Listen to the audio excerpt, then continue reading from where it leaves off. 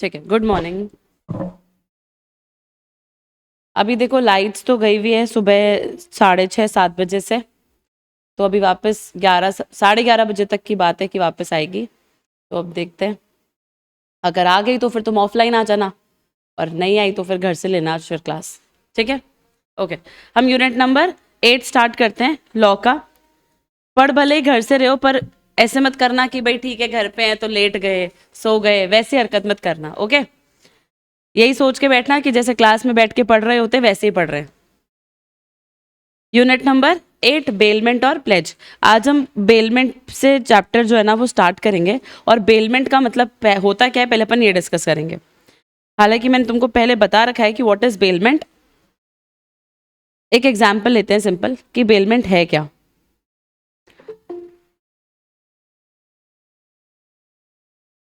चल,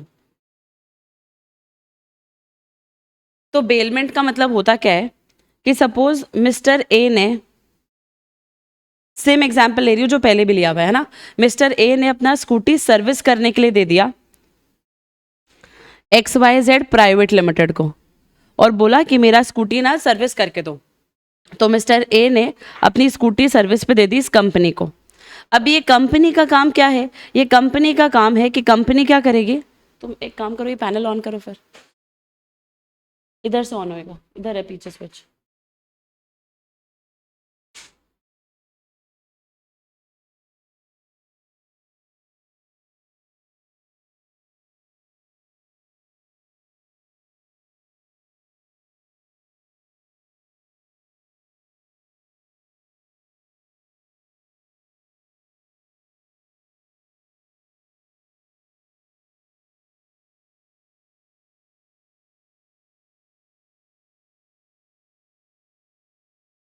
नहीं थे, और मिस्टर ए ने अपनी स्कूटी सर्विस कराने के लिए किसको दे दिया? XYZ प्राइवेट लिमिटेड को।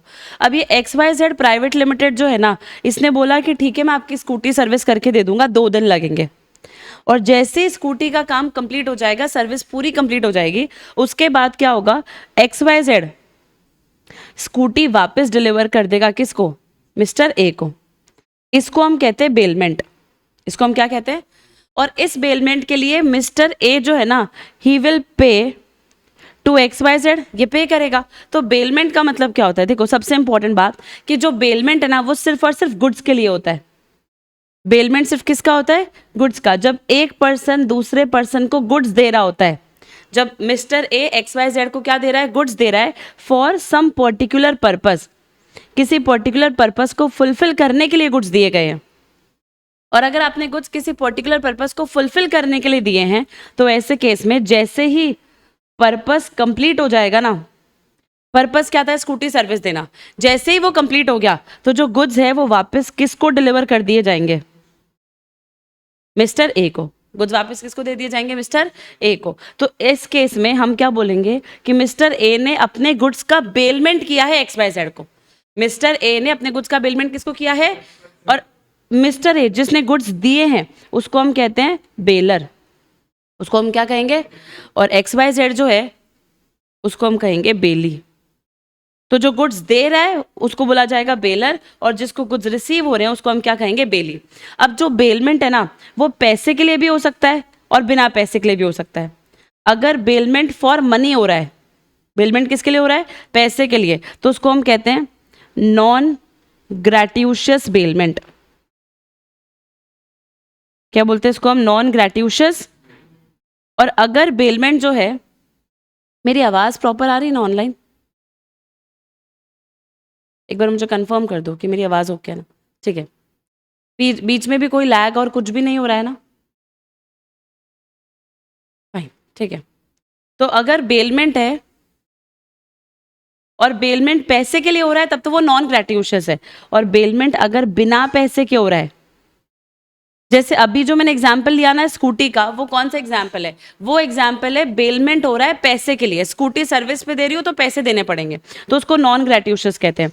पर अगर बेलमेंट बिना पैसे के होता है तो उसको हम कहते हैं ग्रेट्यूशियस बेलमेंट। जैसे हमने हमारे घर के रिलेटिव, हमारे जो घर रिलेटिव्स थे उनके वहां पे हमने गोल्ड रखवा दिया हमारा 2-3 दिन के लिए, जब तक हम बाहर जा रहे हैं, 2 to 3 days। तो यहाँ पे मैं रिलेटिव को कोई पैसा नहीं दूंगी ना, तो मैंने मेरे गुड्स रिलेटिव को दे दिए फॉर सम पर्टिकुलर पर्पस, पर उसके लिए मुझे कोई पैसे नहीं देने हैं। इसको हम बोलते हैं नॉन ग्रेट्यूशियस बेलमेंट। तो देखो क्या लिखा है, what is bailment? The term bailment has been derived from the French word bailer which means, और बेलीर का मतलब क्या होता है? To deliver. Bailment means handing over और चेंज ऑफ पोजेशन। तो बेलमेंट में देखो इंपॉर्टेंट क्या है, पोजेशन चेंज हो जाता है। बेलमेंट में क्या चेंज हो जाता है? गुड्स का पोजेशन चेंज होता है, ओनरशिप चेंज नहीं होता। जैसे देखो स्कूटी मेरी थी तो मेरी रहेगी, ओनरशिप चेंज नहीं हो रहा है, सिर्फ पोजेशन चेंज हो रहा है। गोल्ड मेरा था तो मेरा ही रहेगा, सिर्फ क्या चेंज हो गया? पोजेशन चेंज हो गया। क्या चेंज हो गया? पोजेशन। तो देखो क्या बोला है, as per section number 148 bailment, अब मार्क करना मेरे साथ, बेलमेंट का मतलब क्या है? It is the delivery of goods. आप यहाँ पे क्या कर रहे हो? गुड्स का डिलीवरी कर रहे हो by one person to another for some purpose. और जैसे ही पर्पस कंप्लीट हो जाएगा, when the purpose is accomplished, goods should be या तो रिटर्न कर दोगे या फिर डिस्पोज ऑफ कर दोगे according to the directions of the person delivering them. या तो वो क्या हो जाएंगे? डिस्पोज ऑफ, या फिर वो क्या हो जाएंगे? रिटर्न कर दिए जाएंगे इनके डायरेक्शंस के हिसाब से। आ रही है क्या बात समझ में? रिटर्न, या तो रिटर्न कर देंगे हम वापस मिस्टर ए को, और अगर मिस्टर ए ने बोला कि नहीं मेरी स्कूटी सर्विस करा के अब तुम ही रख लो और तुम बेच देना मेरी स्कूटी को, क्योंकि वैसे भी इतनी लायक थी नहीं, तो सर्विस करके सही कर दो और फिर नया बायर ढूंढ के उसको बेच देना, तो डिस्पोज ऑफ भी हो सकता है। आया क्या बात समझ में? अच्छा, बेलमेंट में कितनी पार्टीज होती है? 2, बेलर और बेलर कौन होता है? जो गुड्स दे रहा है, मिस्टर ए। बेली कौन है? जिसको गुड्स हम डिलीवर कर रहे हैं, XYZ। अच्छा, बेलमेंट के असेंशियल कंडीशंस क्या है? सबसे पहला चेक करो कॉन्ट्रैक्ट। अगर आप बेलमेंट पढ़ रहे हो तो कॉन्ट्रैक्ट तो होना ही चाहिए ना, बिना कॉन्ट्रैक्ट के तो कैसे होगा? तो क्या बोला है? Bailment is based upon a contract. Contract कैसा हो सकता है? एक्सप्रेस भी हो सकता है और इम्प्लाइड भी हो सकता है। No consideration is necessary to create a valid. Bailment के लिए कोई कंसिडरेशन जरूरी नहीं है। क्यों? क्योंकि देखो बेलमेंट है ना, बिना पैसे के भी होता है और बेलमेंट बिना पैसे के भी वैलिड होता है। तो वैसे तो हर कॉन्ट्रैक्ट को करने के लिए कंसिडरेशन होना चाहिए, पर बेलमेंट अगर आपने बिना कंसिडरेशन के भी किया ना तो भी चलेगा। स्टार मार्क कर लो, ये सबसे इंपॉर्टेंट है।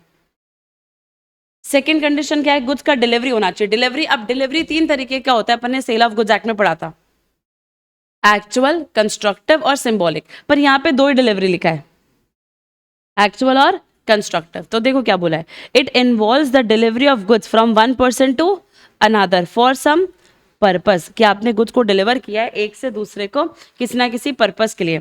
बेलमेंट मार्क करो सिर्फ किसके लिए होता है? Bailment is only for the movable goods. 1 minute है ना।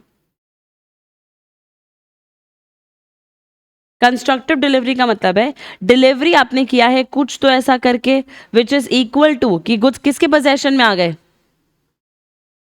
किसके पोजेशन में आ गए? बेली के पोजेशन में।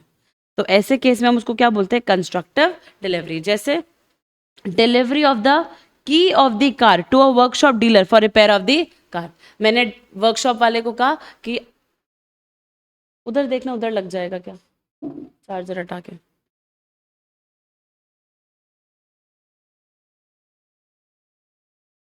लाइट आ रहा है। फिर इधर लगा दो, इस साइड लगेगा।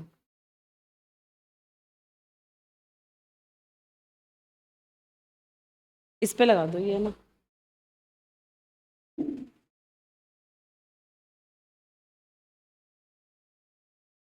थोड़ा सा दूर लेना, पर पीछे ले लो, फिर आराम से आगे लो, आगे लो, इधर कर दो थोड़ा और मेरी तरफ, बस ठीक है, ओके।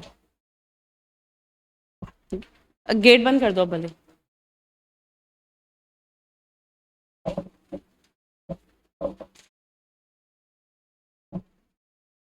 लाइट का तो इतना प्रॉब्लम है, मतलब लोगों के घरों में इतने सोलर पैनल्स लगे उसके बाद भी लाइट ऐसे जा रही है जैसे कोई गवर्नमेंट ही दे रही है सबको इलेक्ट्रिसिटी। परसों, कल आई है, रात में पूरा रात गई है लाइट, एक मतलब 10 मिनट भी नहीं आई है। हाँ, हाँ, कल कल भी 8 बजे से पहले ही आई है, और हमारे उधर तो 8-9 बजे भी नहीं आई थी कल लाइट, मतलब मम्मी के उधर कटला बाजार पहाड़िया चौराहे पे तो तब भी नहीं आ रही थी। ये तो इधर तो चलो फिर भी आ रही है। तभी तो आज मैं सुबह आई और मैंने देखा है 7:40 पे कि लाइट नहीं आ रही है। तो फिर मैंने कहा तुमको मैसेज करने का मतलब तुमको बुलाने का कोई सेंस ही नहीं है, क्योंकि बिना लाइट के तो आधा घंटा बैठना भी बहुत मुश्किल पड़ रहा है। तो फिर मैंने सोचा एक बार मैसेज करके बोल देती हूँ, जो आएगा वो आ जाएगा। हाँ, बहुत प्रॉब्लम है। हाँ, कहीं पे भी नहीं है भाई। चलो, अब ठीक लग रहा है मुझे भी। कंस्ट्रक्टिव डिलीवरी का मतलब क्या होता है? डिलीवरी आपने करी है कुछ तो ऐसा करके जिसका इफेक्ट क्या है कि आप गुड्स को कौन सी स्टेट में डाल रहे हो, पोजेशन, किसके पास पोजेशन जाना चाहिए और जा भी रहा है, तो इसको हम कौन सा डिलीवरी कहेंगे? कंस्ट्रक्टिव। जैसे आपने वर्कशॉप वाले को क्या बोला कि मेरी जो है ना वो कार खराब हो गई, पेट्रोल पंप पे खड़ी है, ये लो चाबी, ले जाओ अपने वर्कशॉप पे ले जाना, सही करके ले आना। तो आपने कार डिलीवर नहीं करी, आपने क्या दिया? कार की चाबी दे दी। उसको हम बोलते हैं कंस्ट्रक्टिव डिलीवरी। कौन सा? कंस्ट्रक्टिव डिलीवरी मतलब हो गया it is equal to delivery, implied delivery है। यहाँ पे उसको कंस्ट्रक्टिव, दूसरे के पोजेशन में थे, मेरे पोजेशन के में आ गए, वही है ये। यहाँ पे सेल ऑफ गुड्स एक्ट के हिसाब से नहीं, कॉन्ट्रैक्ट बेलमेंट के हिसाब से, ठीक है। तो यहाँ पे क्या है, अगर तुम कार वर्कशॉप पे ले गए तब तो वो एक्चुअल डिलीवरी है, और वर्कशॉप वाला तुम्हारी कार पेट्रोल पंप से लेके जा रहा है, तो कौन सी डिलीवरी है? कंस्ट्रक्टिव, क्योंकि ऐसे केस में तुमने उसको कार नहीं दी है, कार की चाबी दी है। समझ आया? तो देखो क्या बोला है। नेक्स्ट, थर्ड क्या होना चाहिए? जब आप बेलमेंट कर रहे हो तो बेलमेंट का क्या होना चाहिए? कोई पर्पस। क्या होना चाहिए बेलमेंट का? तो देखो, the goods are delivered for some particular purpose. Purpose कौन सा हो सकता है? एक्सप्रेस और इम्प्लाइड। नेक्स्ट, गुड्स का पोजेशन ट्रांसफर होना चाहिए, पोजेशन ऑफ गुड्स चेंज होना चाहिए। चेंज ऑफ पोजेशन का मतलब क्या है? गुड्स का फिजिकल डिलीवरी, मतलब या तो एक्चुअल डिलीवरी हो या फिर कंस्ट्रक्टिव डिलीवरी हो, पर पोजेशन ट्रांसफर होना चाहिए ना, ओनरशिप ट्रांसफर नहीं होना चाहिए। It does not lead to the change of ownership. Bailment में ओनर कौन रहेगा? बेलर। ओनर कौन रहेगा? मैंने मेरी स्कूटी दी है तो ओनर तो मैं ही रहूंगी ना, बेलर ही रहेगा। When a person is in custody without possession he does not become a bailee. पर सबसे इंपॉर्टेंट बात है, जब किसी पर्सन के पास गुड्स का कस्टडी आ जाता है पर पोजेशन मेरे पास है, सपोज करो गुड्स मेरे हैं, मेरे पास ही रखे हैं, पर तुम्हारी कस्टडी में है। कस्टडी मतलब कि गुड्स वैसे मैंने तुमको बेच दिए, तो तुम कौन हो गए? बायर। तुम कौन हो गए? बायर। तो तुम्हारी कस्टडी में है पर पोजेशन मेरे पास रखा है अभी, तो ऐसे केस में उसको हम पोजेशन ट्रांसफर होना नहीं कहते। जैसे हमने जो पढ़ा था ना एक कस्टडी वाला एग्जांपल, कि गुड्स इसी गोडाउन में ही रखे हैं, पहले ये गुड्स में जो गोडाउन रखे थे वो मेरे भी हाफ पे रखे थे, अब तुम्हारे भी हाफ पे रखे, पर जगह तो वही है ना। तो जब तक पोजेशन ट्रांसफर नहीं होगा तब तक डिलीवरी नहीं हुआ है। तो क्या बोला है? When a person is in custody, बिना पोजेशन के, तो इसका मतलब वो बेली नहीं बना है। बेली बनने के लिए पोजेशन डिलीवरी बहुत जरूरी है। Next, for example, servant of a master who is in custody of the goods. हाँ बोलो, ये रहा एग्जाम्पल। आ जाओ, एग्जाम्पल से और क्लियर हो जाएगा। Servant of a master who is in custody of the goods of the master. देखो, मास्टर के जितने भी गुड्स है वो किसकी कस्टडी में है? तो क्या गुड सर्वेंट के हो गए क्या? तो क्या गुड सर्वेंट को मैं बेली बोल दूं क्या? नहीं। तो क्या बोला है? The servant does not become a bailee. Similarly, depositing ornaments in a bank locker is not a bailment. क्या बोला है कि अगर आपने गोल्ड बैंक लॉकर में मेंटेन डिपॉजिट कराया तो वो बेलमेंट नहीं है। क्यों? क्योंकि चेक करना बहुत अच्छे से। Ornaments are kept in a locker whose key are still with the owner. तुम बोलोगे मैम बैंक को ही तो दिया है पर्टिकुलर पर्पस के लिए कि ध्यान रखना, तुमने अपना गोल्ड बैंक को नहीं दिया है। बैंक के पास, बैंक ने तुमको एक सर्विस दी है। बैंक ने तुमको क्या दिया? एक सर्विस, कि तुम तुम्हारा गोल्ड वहां जाके रखवा सकते हो। अब तुम तुम्हारा गोल्ड जब वहां के जाके रखवा सकते हो तो इस लॉकर की चाबी किसके पास है? बैंक के पास कि तुम्हारे पास? तुम्हारे पास है। तो एक्चुअली चाबी भी तुम्हारे पास है, गोल्ड भी तुम्हारा है, तो बैंक तुम्हारे लिए बेली नहीं है। फिर बैंक तुम्हारे लिए बेली, तो तुम बोलोगे मैम पोजेशन तो बैंक के पास आ गया, बैंक के पास पोजेशन नहीं है, पोजेशन तुम्हारे लॉकर में तुम्हारे पास है। समझ रहे हो क्या? तो क्या बोला है? And not with the bank. Star mark कर लेना इसको। The ornaments are in possession of the. Ornament किसके पोजेशन में? ओनर के पोजेशन में। किसके पोजेशन में? ओनर। दो केप्ट इन अ लॉकर, पर रखे क्या है? बैंक लॉकर में रखे। पर पोजेशन बैंक के पास नहीं है, पोजेशन भी तुम्हारे पास है और ओनरशिप भी तुम्हारे पास है, क्योंकि चाबी तुम्हारे पास है उसकी। रिटर्न ऑफ, जैसे ही ऑब्जेक्टिव कंप्लीट हो जाएगा आपको कुछ वापस रिटर्न करके देने पड़ेंगे। Bailee is obliged to return the goods physically given to the, return the goods physically to the bailor. The goods should be returned in the same form as given or may be altered as per the bailor's direction. It should be noted that exchange of goods allowed नहीं है. The bailee cannot deliver some, even not those of higher value. मतलब मैंने जो तुमको goods दिए हैं मुझे तुम वापस वही लाके दोगे, तुम मुझे दूसरे गुड्स लाके नहीं दे सकते। अगर मैंने तुमको मेरी स्कूटी दी है रेड कलर की तो मुझे वही चाहिए, तो मुझे ब्लैक कलर की स्कूटी दे रहे हो नहीं कि मैम ये तो ईवी है ले लो, नहीं होगा। जो मैंने तुमको कुछ दिए थे सही करने के लिए वही तुम मुझे लाके दोगे। Star mark, deposit of money in a bank is not a bailment. क्यों? क्योंकि जो मनी बैंक तुमको रिटर्न करना है ना वो आइडेंटिकल करेंसी नोट्स के नहीं होंगे। मतलब क्या, सपोज तुमने बैंक में 10,000 रुपये जमा कराए, सारे नोट 500 के थे, क्या जरूरी है क्या कि बैंक भी तुमको वापस 500 के ही नोट देगा? क्या जरूरी है क्या बैंक तुमको वापस 500 के नोट देगा? 200 के भी दे सकता है, 100 के भी दे सकता है, अगर 2000 के चलते तो 2000 के भी दे सकता है, आया ना। पर बैंक तुमको सेम नोट तो नहीं देगा, तो इसलिए ये बेलमेंट नहीं है। पर एक लॉजिक दूं तुमको, बेलमेंट तो नहीं है ये, क्योंकि यहाँ पे बैंक तुमको सेम मनी वापस नहीं देने वाला है। पर मुझे एक बात बताओ, क्या मनी गुड्स होते हैं क्या मनी मूवेबल गुड्स है क्या? तो अगर मनी गुड्स ही नहीं है तो फिर गुड्स नहीं है तो बेलमेंट की बात भी नहीं आएगी। समझ रहे हो? ये लॉजिक तो इन्होंने लिखा ही है। ये बात इन्होंने क्यों लिखी थी? क्योंकि इन्होंने बोला है कि गुड्स जो दोगे वो सेम रिटर्न होके आना चाहिए, तो उसी पे इन्होंने एग्जाम्पल बना दिया कि बैंक में पैसा जमा कराए तो सेम तो नहीं आएगा। पर सोच के देखो कि मनी गुड्स भी नहीं है, और अगर मनी गुड्स नहीं है तो बेलमेंट वैसे भी नहीं होना, क्योंकि बेलमेंट सिर्फ और सिर्फ किसका होता है? गुड्स का होता है। बात समझ में आ रही है क्या? नेक्स्ट, टाइप्स ऑफ, अब बेलमेंट देखो दो है, ग्रेट्यूशियस और, देखो ग्रेट्यूशियस का मतलब होता है कि तुमने किसी के लिए कोई काम आउट ऑफ ग्रेटिट्यूड किया है कि यार अच्छा है, मैं मेरे भाई के लिए काम करूंगा ही सही है ना, मैं मेरे दोस्त के लिए काम करूंगा, इतनी तो मैं उसकी मदद कर ही सकता हूं। अगर ये ऑब्जेक्टिव है तो इसको बोलते हैं ग्रेट्यूशियस बेलमेंट। कौन सा बेलमेंट है? तो क्या बोला है? The word gratuitous means free of charge. Word mark करो। ग्रेट्यूशियस का मतलब ही क्या होता है कि आपने काम कैसे किया है? फ्री ऑफ चार्ज किया, बिना पैसे के आपने काम किया। So a gratuitous bailment is one when the provider of service does it gratuitously, that is free of charge. ये बेलमेंट में दोनों में से किसी को भी फायदा हो सकता है, बेलर को भी और बेली को भी, पर मैंने फ्री में किया है। जैसे मैंने मेरी कार तुमको दे दी कि यार ठीक है तुमको 10 दिन कहीं घूम के आना है तो कोई बात नहीं मेरी कार ले जाओ, ग्रेट्यूशियस बेलमेंट है। इसमें फायदा मेरा हो रहा है या तुम्हारा हो रहा है? भाई मैंने मेरी कार तुमको दे दी फ्री में, फायदा किसका है? मेरा कि तुम्हारा? तो बेली का फायदा हो रहा है।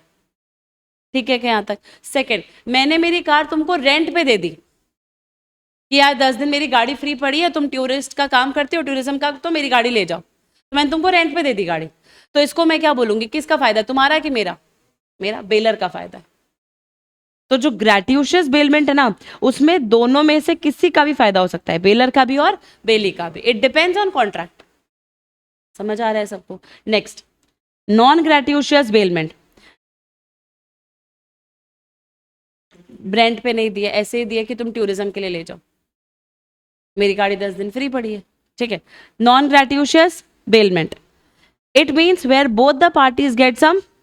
अब देखो दोनों में डिफरेंस क्या है, इसमें दोनों में से एक को फायदा मिलेगा, या तो बेलर को या फिर बेली को, दोनों को फायदा नहीं मिल रहा है। नॉन ग्रेट्यूशियस में अगर कोई काम पैसे के लिए कर रहे हैं तो ऑफकोर्स सी बात है दोनों को ही फायदा हो रहा होगा, क्योंकि कोई भी काम अगर पर्सन पैसे के लिए करेगा तो दोनों को फायदा होगा तभी काम होगा। मैं अगर मेरी सपोज करो स्कूटी सर्विस पे दे रही हूँ तो मैं क्यों दे रही हूँ? मेरी स्कूटी वापस सही होके आ जाएगी। तुम क्यों स्कूटी की सर्विस कर रही हो? क्योंकि तुम्हें पैसा मिलेगा। तो नॉन ग्रेट्यूशियस में तो किसको फायदा होता है? दोनों को। पर ग्रेट्यूशियस में दोनों में से एक को फायदा होगा, या तो बेलर को या फिर बेली को। देखो यहां पे आओ, टाइप्स ऑफ बेलमेंट में on the basis of benefit. अगर सिर्फ बेलर को फायदा हो रहा है, बेलर को कैसे फायदा होगा sir? The delivery of some valuables to a neighbour for safe custody without any charge. मैंने मेरा गोल्ड तुम्हारे घर पे रखवा दिया कि यार तुम ध्यान रख लेना, तो फायदा किसको हो रहा है सिर्फ और सिर्फ बेलर को। किसको फायदा है? बेलर को। पर अगर मैंने तुम्हें अपनी साइकिल दे दी यूज करने के लिए बिना किसी चार्ज के, तो किसका फायदा हो रहा है? तुम्हारा। हाँ या ना? दोनों का फायदा हो रहा है।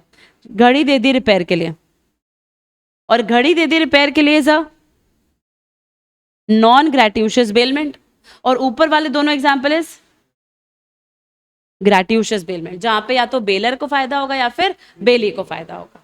ऑनलाइन समझ में आ रहा है क्या? अब देखो, अब जो पॉइंट्स है ना वो बहुत इजी है, पर एग्जाम में आईसीएन में केस स्टडीज बहुत पूछती है। इजी है टॉपिक तो, पर केस स्टडी वाले क्वेश्चंस आएंगे अब सारे। हमको अब बेलमेंट में अब क्या क्या पढ़ना है, सुनना बहुत ध्यान से। अब हम बेलमेंट में 4 टॉपिक्स पढ़ेंगे, ड्यूटीज और राइट्स।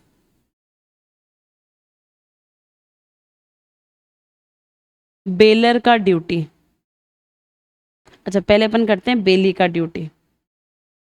बेली कौन है? जिसको मैंने गुड्स दिए, जिसको मैंने गुड्स दे दिए। इसका ड्यूटी क्या बनता है कि जैसे ही पर्पस कंप्लीट हो जाएगा ये गुड्स मुझे वापस लाके दे देगा, ये इसका ड्यूटी बनता है। तो जो बेली का ड्यूटी है ना, वो बेलर का राइट है। सोच के देखो, जो बेली का ड्यूटी है वो बेलर का राइट है। बोलो हाँ या ना? बेली का ड्यूटी बनता है गुड्स रिटर्न करके देना, तो बेलर का राइट है कि उसको गुड्स रिसीव होंगे। करेक्ट है। नेक्स्ट, बेलर का जो ड्यूटी है वो किसका राइट होगा? बेली का। बेलर का ड्यूटी क्या है कि बेलर पेमेंट करेगा, तो जब बेलर पेमेंट करेगा इसका ड्यूटी बनता है, तो बेली का ये क्या हो जाएगा? राइट हो जाएगा। तो एक का ड्यूटी इज इक्वल टू दूसरे का राइट। तो तुमको अगर एक पॉइंट समझ में आ गया ना, तो तुमको दूसरा ऑटोमेटिकली आ जाएगा। अगर तुमको बेलर की ड्यूटी समझ में आ गई तो तुमको बेली के राइट्स अपने आप समझ में आ जाएंगे। अच्छा, अगर तुमको बेली की ड्यूटी समझ में आ गई तो तुमको बेलर के राइट समझ में आ जाएंगे। तो चेक करो, यही 4 टॉपिक्स लिखे हैं। पहला क्या लिखा है? Duties of baler. ये ड्यूटीज ऑफ बेलर है। फिर किसका ड्यूटी है? तो पहले दोनों का ड्यूटी एक्सप्लेन कर दिया, बेलर और बेली का। उसके बाद किसके राइट्स है? Rights of a baler. और उसके बाद चेक करो राइट्स ऑफ बेली। और फिर बेलमेंट कब कब खत्म हो जाएगा, यहाँ पे हमारा बेलमेंट खत्म हो जाएगा। और फिर हमारा प्लेज है। तो अभी तक हमने बेलमेंट में क्या पढ़ा? मीनिंग पढ़ा, और फिर बेलमेंट के टाइप्स पढ़े, gratuitous, non gratuitous, for the benefit of baler, for the benefit of belly, और फॉर बोथ द बेनिफिट्स। अब आ जाओ बेलर की ड्यूटी पे। सबसे पहला बेलर का ड्यूटी देखो क्या लिखा है। मैं बेलर का ड्यूटी बनता है, चेक करो क्या लिखा है। कौन से गुड्स? अगर बेली गुड्स को रिटर्न कर रहा है तो बेलर का ड्यूटी है कि वो गुड्स को एक्सेप्ट करेगा। अगर मैंने तुमको स्कूटी सर्विस पे दी थी तो मेरा ड्यूटी बनता है कि मैं गुड्स को वापस एक्सेप्ट कर लूंगी। बेलर का ड्यूटी बनता है कि उसको ये बताना पड़ेगा कि स्कूटी में उसके क्या क्या प्रॉब्लम है, तभी तो वो स्कूटी सही होगी ना। तो डिस्क्लोज द नोन फैक्ट, जो भी आपको पता है। थर्ड, बेलर को जो भी हमने काम करके दिया है उसके लिए बेलर बेली को पेमेंट करेगा। बेलर बेली को क्या करेगा? पेमेंट, इंडेमनीफाई करके देगा। और जो भी नेसेसरी एक्सपेंसेस है वो बेली बियर करेगा या बेलर? गुड्स किसके हैं? मेरे। तो एक्सपेंसेस कौन बियर करेगा? मैं। सपोज करो अगर मैंने मेरी स्कूटी सर्विस कराई, और स्कूटी सर्विस कराने में वैसे 2,000 रुपये लगते हैं। कितने लगते हैं? पर मेरी स्कूटी का है ना ब्रेक खराब हो रहा था, पूरा ही खराब हो रहा था, तो मैंने कहा नया लगा देना। उसके अलावा स्कूटी पे जो साइड मिरर्स होते हैं वो भी सही नहीं थे, तो मैंने कहा वो साइड मिरर्स भी नए लगाने। फिर मैंने बोला स्कूटी में ऑयल भी चेंज करना है। ठीक है, ये सारी चीजें मैंने क्या करी, उसको करने के लिए कहा। तो मुझे बताओ, स्कूटी सर्विस का 2,000 रुपये, ये तो इंडेमनीफाई करना ही पड़ेगा। पर इसके अलावा जो एक्स्ट्रा खर्चे हुए हैं ये कौन बियर करेगा? बेलर ही तो बियर करेगा ना। 3,000 के नेसेसरी एक्सपेंसेस कौन बियर करेगा? तो बेलर का बिल कितने का बनेगा? 5,000 का। तो बेलर सारा पेमेंट कर देगा। समझ आई क्या बात सबको? तो क्या बोला है देखो, एक एक ड्यूटी जो है वो अपने यहाँ पे एक्सप्लेन करी बेसिक। अब बेली के ड्यूटीज पे आओ। बेली की ड्यूटीज क्या है? पहला, चेक करो, समझ आया क्या? पहला ड्यूटी है गुड्स रिटर्न करके दो। दूसरा ड्यूटी, गुड्स का ऐसे ध्यान रखो जैसे कोई पर्सन खुद के गुड्स का ध्यान रख रहा है। Take reasonable care of the goods bailed. ऐसे नहीं कि किसी और के गुड्स है तो कैसे भी रख लेंगे। आप किसी भी तरीके से मेरे गुड्स को अनऑथराइज्ड यूज नहीं कर सकते। मेरे गुड्स है, मेरी स्कूटी है, मैं चलाऊंगी, तुम नहीं चला सकते ना। हाँ है ना। अगर मेरे गुड्स है तो मैं ही सेल करूंगी, मैं ही प्लेज करूंगी, तुम तो नहीं कर सकते ना जब तक मैं तुमको अलाउ नहीं करती। तुम मेरे गुड्स को किसी भी दूसरे गुड्स के साथ मिक्स, अब ये जनरली एप्लीकेबल होता है कि अगर आपने गुड्स में वीट, राइस, कॉटन ऐसे वाले गुड्स होते हैं ना जो मिक्स हो जाते हैं, तो आप मेरे गुड्स को किसी और भी गुड्स के साथ मिक्स नहीं कर सकते, अलाउड ही नहीं है। और नेक्स्ट, अगर मेरे गुड्स की वजह से तुमको कोई भी एक्स्ट्रा प्रॉफिट हुआ तो वो आपको वापस देना पड़ेगा। जैसे इसका एग्जाम्पल क्या दिया हुआ है कि सपोज तुमने किसी को काऊ दी थी, अपनी गाय दे दी थी, अब गाय के बच्चा हो गया, तो बेली क्या क्या रिटर्न करेगा? गाय तो देगा ही वापस और उसका बच्चा भी देगा। To return the extra profit accruing from goods bailed, जो गुड्स बेल किए अगर उससे कोई भी एक्स्ट्रा प्रॉफिट हुआ तो वो भी रिटर्न करके देना पड़ेगा। क्या? तो वो इसमें आ जाएगा, नो अनऑथराइज्ड यूज ऑफ। आपको अलाउड ही नहीं, आपका ड्यूटी बनता है कि आप गाय को बेच ही नहीं सकते, नो अनऑथराइज्ड यूज। समझ आया क्या? तो ये किसका ड्यूटी है? बेली का। तुमको हेडिंग पढ़ के ही पता चल रहा है कि बहुत इजी टॉपिक्स हम डिटेल में पढ़ने वाले हैं। सारे इजी इजी टॉपिक्स और बेसिक है, कोई ऐसे बहुत ज्यादा ऐसा नहीं है कि क्या पढ़ रहे भयंकर वाला। अब किसके राइट्स है? अब बेलर के राइट क्या होंगे?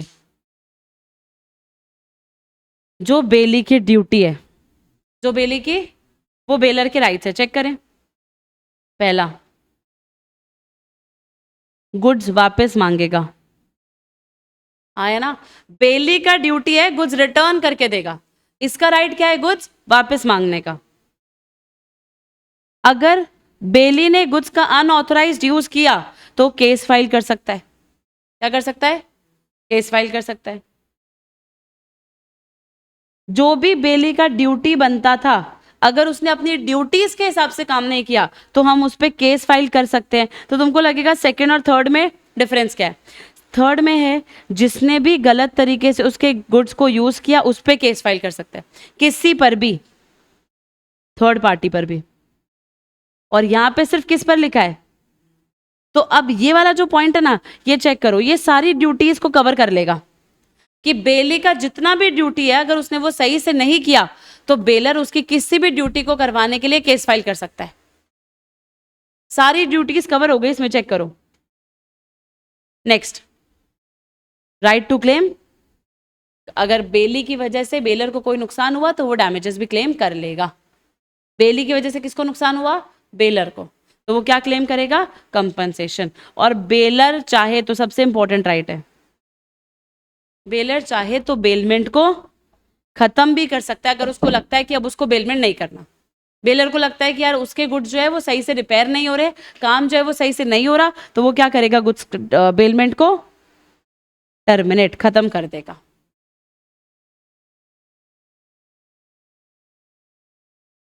हाँ, और भी रीजन है पर अपन वो बाद में पढ़ेंगे, पर एक रीजन ये है। ओके है यहां तक? ये किसके राइट्स है? बेलर। किसके राइट्स है? अब बेली के राइट्स पे आओ। बेली के right is equal to duties of bailor. पहला राइट चेक करो, बेली का राइट क्या है? इधर आओ पहले।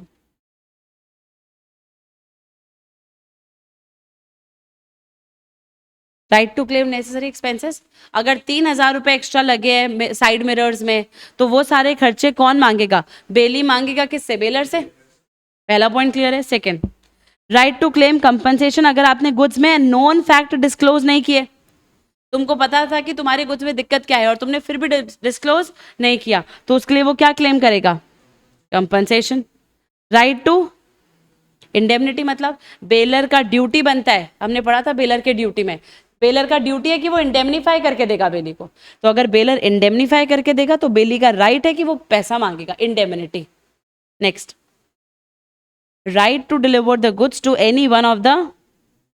अब इसका ड्यूटी बनता है, देखो ये राइट नहीं है वैसे, ये ड्यूटी है इसका, पढ़ के देखो।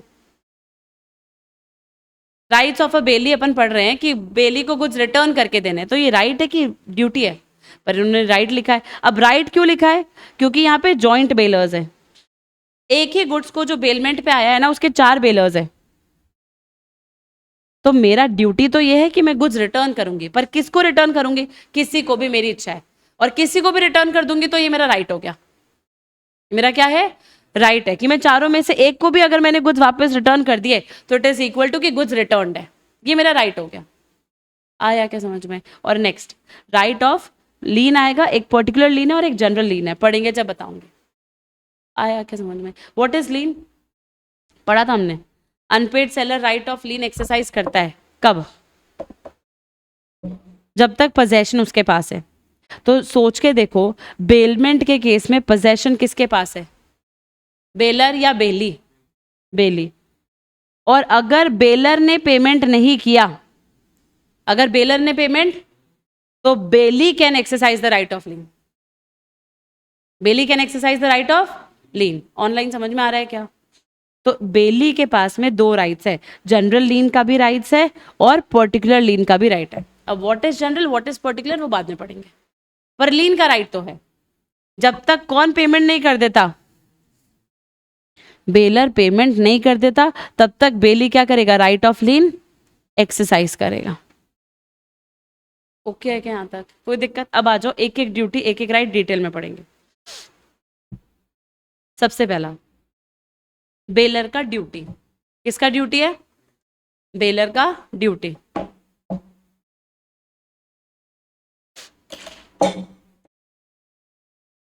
देखो क्या लिखा है, bailor's duty to disclose the, mark करो। अगर बेलर अपने गुड्स बेलमेंट में दे रहा है तो वो सारी फॉल्ट तो बताएगा ना जो उसके गुड्स में है। अगर मैं स्कूटी सर्विस पे दे रही हूँ तो बताऊंगी ना कि कौन कौन से स्कूटी में डिफेक्ट है। अगर ग्रेट्यूशियस बेलमेंट है, सुनना बहुत ध्यान से, और नॉन ग्रेट्यूशियस है, पहले नॉन ग्रेट्यूशियस पढ़ते हैं। नॉन ग्रेट्यूशियस पैसे के लिए होता है, जैसे कि स्कूटी सर्विस पे देना। तो क्या बोला है? If the goods are bailed for hire, मतलब पैसों के लिए, रेंट पे गए हैं goods, the bailor is responsible for the damages whether he was, mark करो। अगर आपने कोई भी बेलमेंट पैसे के लिए किया है ना, पैसे के लिए बेलमेंट किया है, तो बेलर को डिफेक्ट पता हो चाहे नहीं पता हो, बेलर का ड्यूटी, बेलर का क्या बनता है? बेलर का ड्यूटी बनता है कि वो क्या करेगा? सारे फॉल्ट डिस्क्लोज करेगा। ही वॉज और was not aware of the existence of such fault in the goods bailed. Bailor का ड्यूटी है कि वो सारे फैक्ट डिस्क्लोज करेगा। अच्छा, अगर उसको फैक्ट नहीं पता था तो डैमेजेस देगा। बेलर का ड्यूटी तो है, बेलर का क्या है कि अगर मैं कोई काम पैसे से कर रही हूं तो फिर आपको फैक्ट पता था नहीं पता था उससे कोई फर्क नहीं पड़ता, आपको डैमेजेस तो देने पड़ेंगे। नेक्स्ट एग्जाम्पल देखो, A hires a carriage of B. The carriage is unsafe. Though B is not aware of it and A is injured, तो B is responsible to A for the, समझ आ रहा है क्या? A ने क्या किया? कैरेज हायर किया, किसका? तो B कौन हो गया? बेलर। A कौन हो गया? तो बेलर को सारे फैक्ट डिस्क्लोज करने चाहिए थे ना। जैसे तुम तुम्हारे दोस्त को जब स्कूटी देते हो तो तुम उसको पहले ही बता देते हो पेट्रोल नहीं है, तुम उसको पहले ही बता देते हो कि ब्रेक सही नहीं है, तुम उसको पहले ही बता दोगे कि गाड़ी में जो तुम्हारी स्कूटी है उसमें हवा नहीं है टायर में, पहले ही बता दोगे ताकि वो क्या रहे? सेफ रहे, उसको जो भी करवाना है वो करवा लेगा अपने हिसाब से। तो दैट मीन्स अगर नॉन ग्रेट्यूशियस बेलमेंट है ना तो एक एक फैक्ट आप डिस्क्लोज करोगे। अगर नहीं डिस्क्लोज किया और उसकी वजह से बेली को कोई भी नुकसान हो गया तो bailor will be liable to pay damages to bailee. Okay, अब देखो क्या बोला है। पर अगर ग्रेट्यूशियस बेलमेंट है ना, जो कि फ्री में हो रहा है, जिसमें मैंने किसी से कोई पैसे नहीं लिए, तो यहां पे मैं कौन से फैक्ट डिस्क्लोज करूंगी? जो मुझे पता थे, जो मुझे पता थे।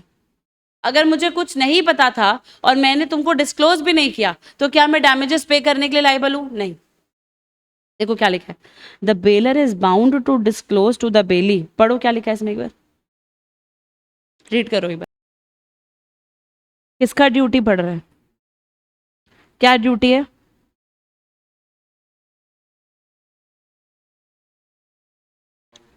Disclose the fault.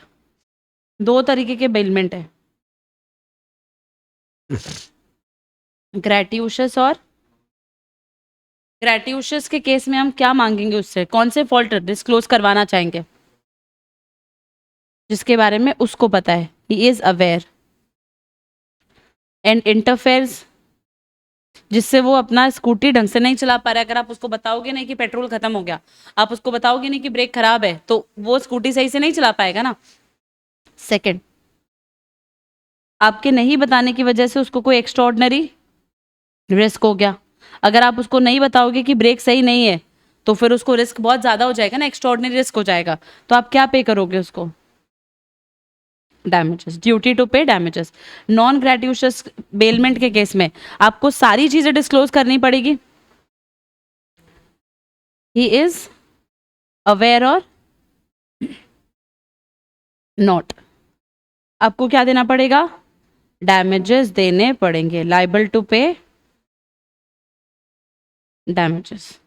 बात समझ में आ रही है। ग्रेटियूशियस बेलमेंट, पहला duty disclose the fault. Second, पहले सेकंड पढ़ेंगे फिर बात की चीजें पढ़ेंगे। ड्यूटी टू पे, जैसे मैंने अभी स्कूटी का एग्जांपल लिया था कि नेसेसरी एक्सपेंसेस मतलब कि आपने स्कूटी में ब्रेक नहीं लगवा दिए, साइड मिरर्स नहीं लगाएंगे, तो नेसेसरी एक्सपेंसेस है। नॉन ग्रेटियूशियस बेलमेंट के केस में जब आप पैसे के लिए काम कर रहे हो, तो बेलर का ड्यूटी है कि वो नेसेसरी एक्सपेंसेस तो बियर करेगा ही, पर एक्स्ट्राऑर्डिनरी भी बियर करेगा। व्हाट इज एक्स्ट्राऑर्डिनरी, अगर सपोज करो जो XYZ कंपनी थी जिसने आपकी स्कूटी की सर्विस करी, उस कंपनी ने अपने हिसाब से स्कूटी में 2-3 चीजें और सही कर दी जो उसको खराब लग रहा था, और हर स्कूटी सर्विस वाला ये करता ही है। तुम उसको 2 काम बता के आए थे, वो 4 काम करके देगा, क्योंकि तुमने उसको स्कूटी सर्विस के लिए कहा था, तो वो 2-3 चीजें और ऐड कर देते। उसके पैसे कौन देगा, तुम ही तो दोगे ना। तो नॉन ग्रेटियूशियस में नेसेसरी एक्सपेंसेस तो देने पड़ेंगे, पर अगर उसने बिना पूछे कुछ एक्स्ट्रा ऑर्डिनरी एक्सपेंसेस भी कर दिए, तो वो भी तुमको देना पड़ेगा। क्लियर है क्या। पर अगर ग्रेटियूशियस बेलमेंट है, कौन सा बेलमेंट है, तो क्या होगा देखो, where by the conditions of the bailment the goods are to be kept or to be carried or to have work done upon them by the, मतलब गुड्स ऐसे थे जिन पर बेली को कोई काम करना था, और वो भी फ्री में, for the bailor, and the bailee is to receive, और इसके लिए बेली को कोई पैसा नहीं मिलेगा, मतलब ग्रेटियूशियस हो गया ना। चेक करो, इस स्टार्टिंग की 3 लाइन का मतलब क्या है कि बेलमेंट ग्रेटियूशियस है।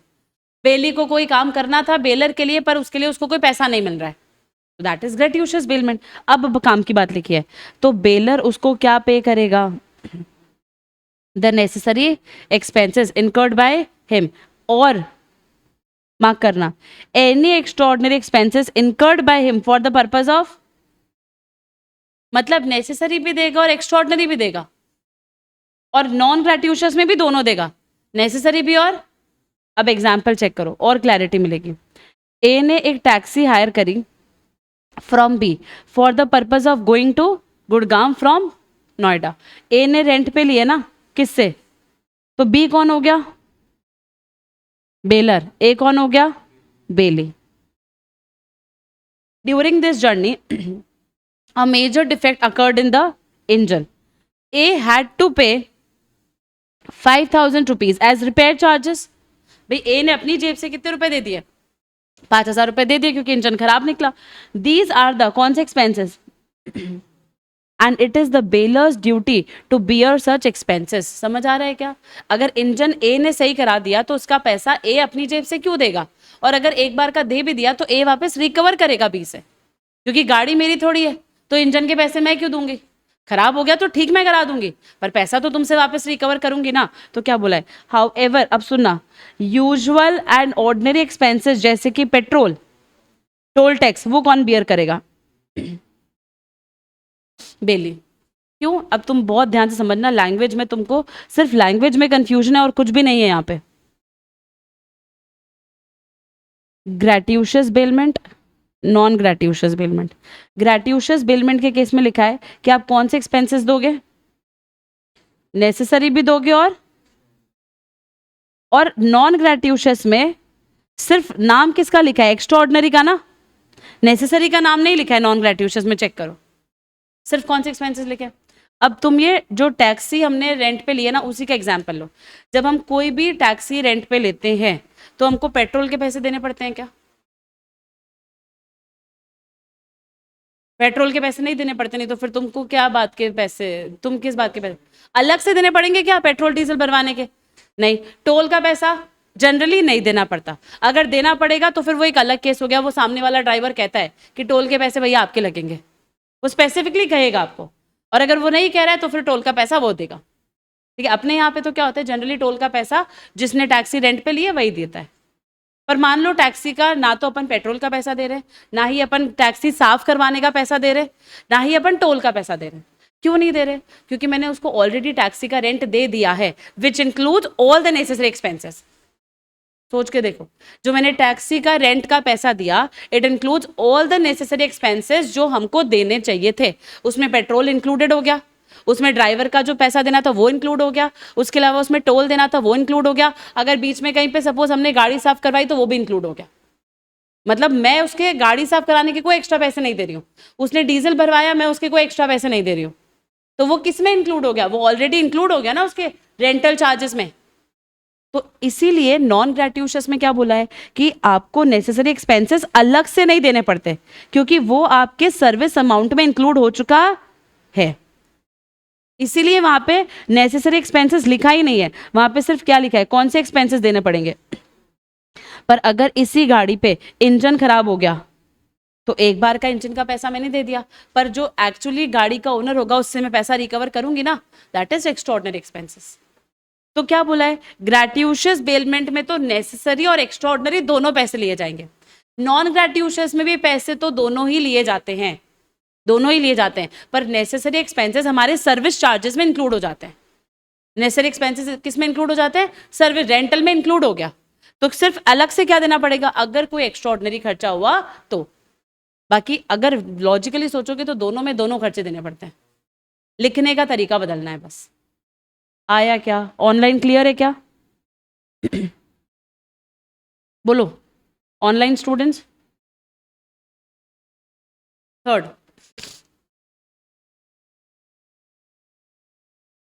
चलो थर्ड देखो क्या बोला है, ड्यूटी टू किसको? फॉर, देखो बेलमेंट अगर आपने किसी पर्टिकुलर पर्पस के लिए किया था तो जब तक वो पर्पस कंप्लीट नहीं हो जाता आप बेलमेंट कैसे टर्मिनेट कर सकते हो?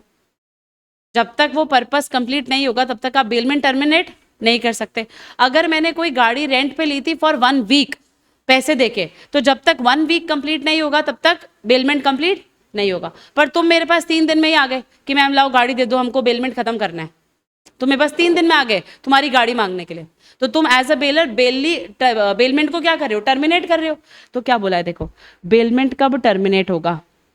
जब पीरियड ही खत्म हो गया। 1 महीने का बेलमेंट था, 1 महीना के बाद बेलमेंट खत्म हो जाएगा। सेकंड, जैसे ही स्कूटी का सर्विस कर दिया बेलमेंट खत्म हो जाएगा।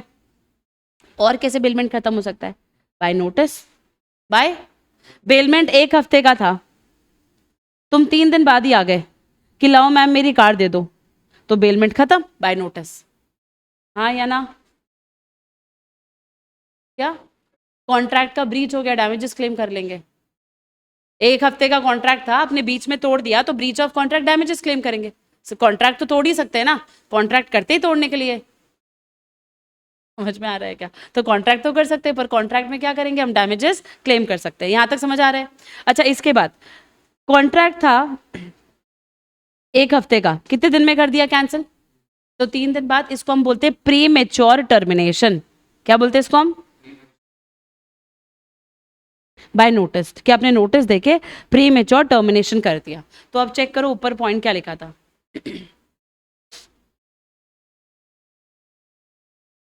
अगर बेलर ने प्री मेच्योर टर्मिनेशन कर दिया, क्या कर दिया? प्री मेच्योर, मतलब बेलमेंट 1 हफ्ते का था, आपने 3 दिन में बेलमेंट खत्म कर दिया, तो बेलर की गलती है कि उसने 3 दिन में क्यों खत्म किया?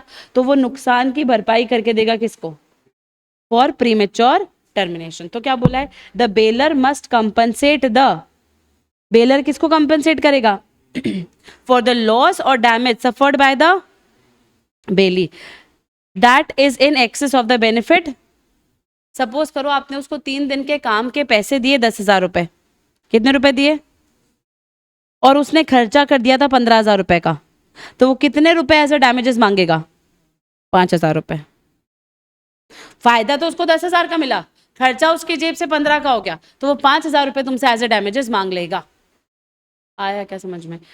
फिर क्या बोला है, where he had lent the goods gratuitously and decides to terminate the bailment before the expiry of the period of bailment. पर मार्क करना क्या लिखा है कौन सा बेलमेंट है? मतलब अगर बेलमेंट ग्रेट्यूशियसली हुआ और आपने प्री मेच्योर टर्मिनेशन कर लिया, तो ऐसे केस में आपको क्या देने पड़ेंगे? डैमेजेस। क्या देने पड़ेंगे? पर एक बात बोलूं, अगर नॉन ग्रेट्यूशियस बेलमेंट था और आपने उसको भी प्री मेच्योर टर्मिनेट कर दिया, तब भी ब्रीच ऑफ कॉन्ट्रैक्ट होके डैमेजेस तो देने पड़ेंगे। लिखा नहीं है, क्यों नहीं लिखा? क्योंकि नॉन ग्रेट्यूशियस में तो दिखती सी बात है कि अगर कॉन्ट्रैक्ट विद कंसिडरेशन हुआ है, कॉन्ट्रैक्ट विद कंसिडरेशन हुआ है और कॉन्ट्रैक्ट का ब्रीच हुआ है, तो डैमेजेस ऑटोमेटिकली दे देने पड़ेंगे। पर अगर ग्रेट्यूशियस है तो लोगों को क्या क्या लगेगा कि यार पैसे की बात तो थी नहीं, तो ब्रीच ऑफ कॉन्ट्रैक्ट कर लो। तो ग्रेट्यूशियस बेलमेंट के केस में भी आप ब्रीच ऑफ कॉन्ट्रैक्ट नहीं कर सकते, और अगर करते हो तो क्या देना पड़ेगा? डैमेजेस। क्या देना पड़ेगा? क्लियर है? नेक्स्ट, मतलब यहां पे कंक्लूजन क्या है? Third,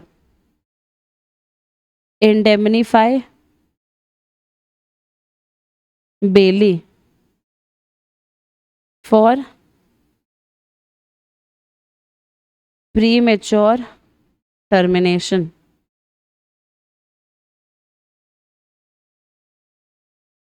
ग्रेट्यूशियस bailment, non gratuitous bailment,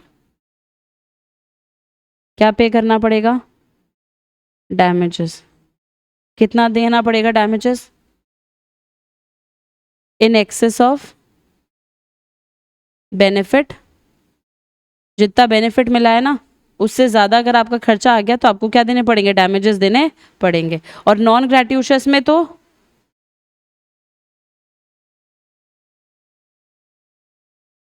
breach of contract हुआ ही है,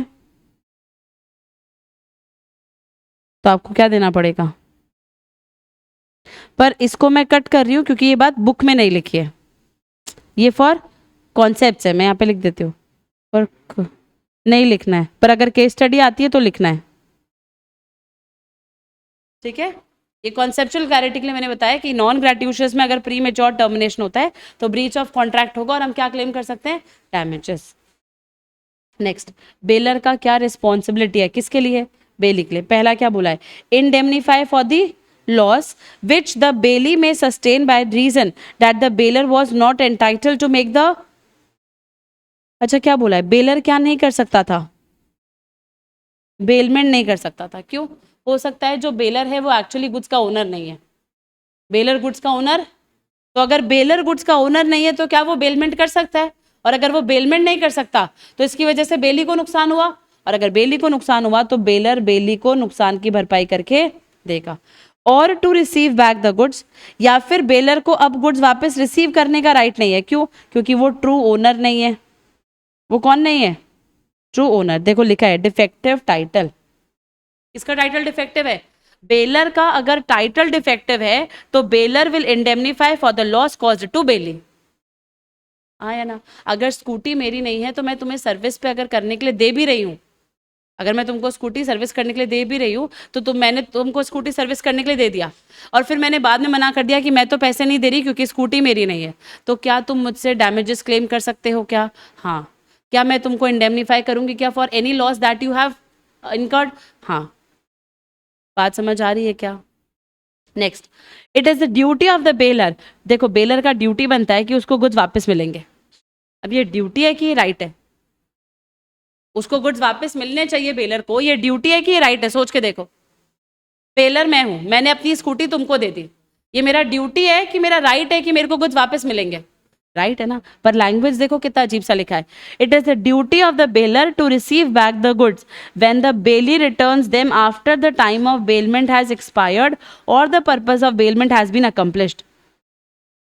देखो, मेरा राइट है कि मैं गुड्स रिसीव करूंगी, पर मेरा एक ड्यूटी भी बनता है कि अगर तुम मुझे गुड्स दे रहे हो तो मैं उसको एक्सेप्ट करूंगी। मैं मना नहीं कर सकती कि मुझे गुड्स नहीं चाहिए, तो मेरा ड्यूटी है कि मैं गुड्स को एक्सेप्ट करूंगी। दोनों तरीके के पर्सपेक्टिव, बात करने का तरीका अलग है। पहला क्या है, अगर मैं इसको बोलती हूँ कि मेरा राइट है गुड्स रिसीव करने का, तो मैं तुम पे ऑब्लिगेशन डाल सकती हूँ कि मेरे गुड्स वापस दो, because I have the right to receive the goods. Second में क्या बोला है, ड्यूटी है कि मुझे गुड्स मिलेंगे, ये मेरा ड्यूटी बनता है। मतलब अगर तुम मुझे गुड्स देने के लिए आ रहे हो तो मेरा ड्यूटी है कि मैं उनको एक्सेप्ट करूंगी। समझ आया क्या? तो देखो क्या बोला है, if the bailor refuses to take the delivery of the goods, bailor ने मना कर दिया कि वो तो गुड्स का डिलीवरी नहीं लेगा, और तुमने गुड्स का डिलीवरी प्रॉपर टाइम पे भी किया, तो तुम एज अ बेली क्या क्लेम कर सकते हो, compensation for all the necessary expenses जो आपको करने थे for the safe custody of the goods. अगर मैंने मेरे गुड्स वापस नहीं लिए तो मेरे गुड्स का ध्यान मेरे गुड्स का जो पोजेशन है वो तुम्हारे पास ही है एज अ बेली, और अगर मेरे गुड्स का पोजेशन तुम्हारे पास है एज अ बेली, तो ऐसे केस में तुम्हारा ड्यूटी बनता है कि तुम गुड्स का पूरा पूरा ध्यान रखोगे, जैसे तुम्हारे गुड्स है वो, ऐसे ध्यान रखोगे as a man of ordinary prudence. Okay है क्या? नेक्स्ट,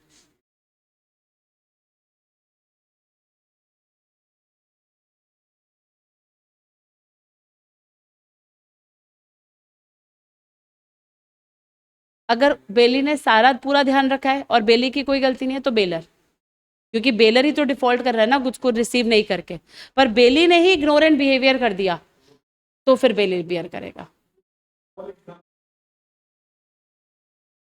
उसमें तो फिर बेली का कोई ड्यूटी नहीं है, उसमें तो दोनों का ही गलती नहीं, that is a natural event, और नेचुरल इवेंट कवर्ड नहीं है।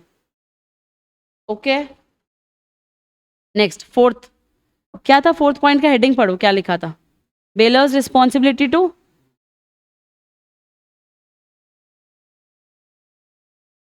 बेलर ड्यूटी, पहला ड्यूटी इंडेमनीफाई फॉर कौन सा loss, due to defective title, अच्छा सेकंड क्या था,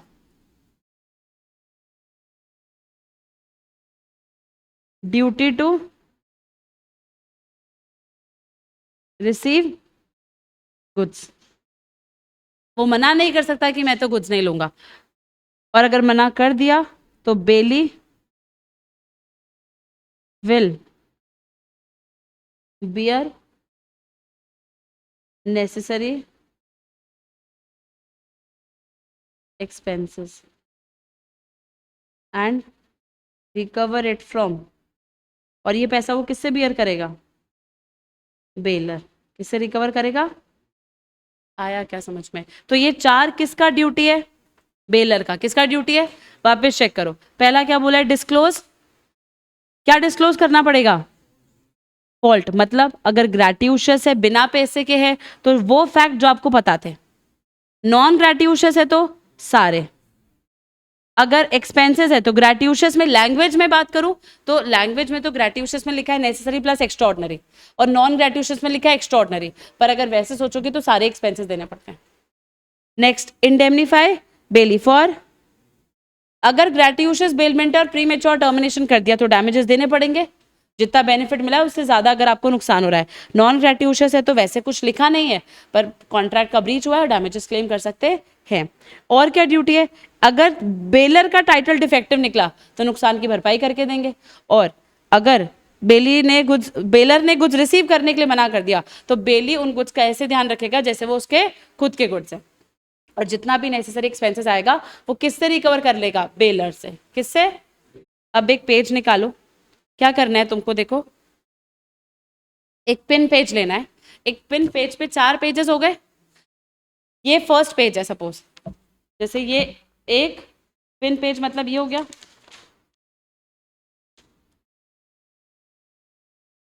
ये पिन पेज हो गया, ये पिन पेज निकालो, यहाँ पे हेडिंग डालो सेकंड वाले पेज पे, ड्यूटीज ऑफ बेलर, क्या लिखोगे, और ड्यूटीज ऑफ बेलर लिखना स्टार्ट करो यहाँ पे, ठीक है, लिखो, कहाँ लिखना है, जो पिन पेज है ना 4, उसके पहले पेज पे नहीं, उसके दूसरे पेज पे, फर्स्ट पेज पे नहीं लिखना है, सेकंड वाले पेज पे लिखना है, सेकंड पेज और थर्ड पेज, तो सेकंड पे अभी हम ड्यूटीज ऑफ बेलर लिख रहे हैं, राइट डाउन।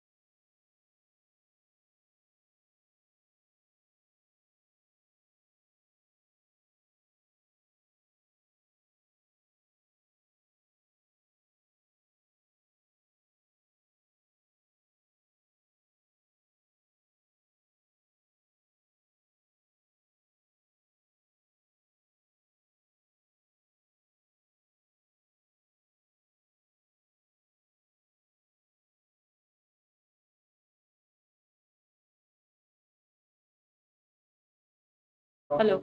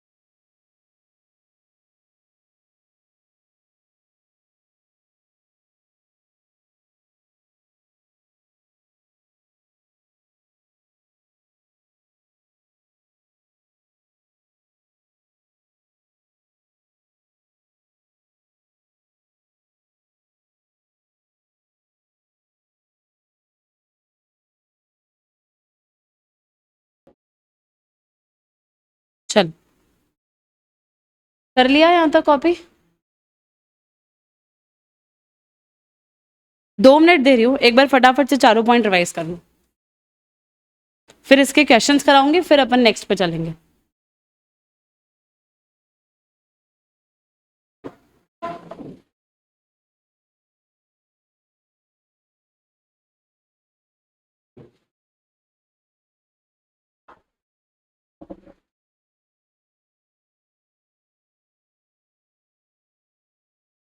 चारों पॉइंट्स एक बार दिमाग में, मतलब चारों पॉइंट्स याद करने हैं, सिंपल कह रही हूँ, क्योंकि अपन क्वेश्चन करेंगे तो चारों पॉइंट्स याद होने चाहिए कि कौन सा ड्यूटी बेलर का लग रहा है।